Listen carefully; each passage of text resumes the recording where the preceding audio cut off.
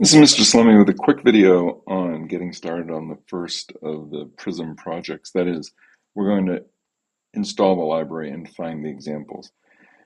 So if we're on Arduino, and I'm on my Mac here, we use Google to log in, and then, got it, and then on the sketches, we click Sketches, and then just pick any sketch or create a new sketch, however you want to get into the editor. So this is the editor, and we want to install a library. So what you do is you click on the little set of books that make the library.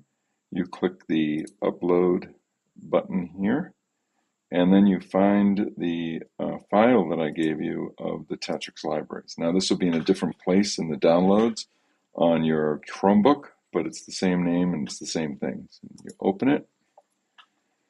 Now we're going to see the examples. Now in the movie, in the video, he shows you how to get the examples using the Arduino IDE, but we're going to get to the same examples a different way. We're going to click on Custom, we're going to click on Examples, and then we're going to click on Programming Guide Activities. And then Getting Started, Act 1. Activity 1, blink red LED. And there it is. That's the code he gives you to start your work. And then you're going to turn this into an SOS code by causing the LED to blink high and low and changing these delays over here. So that's it.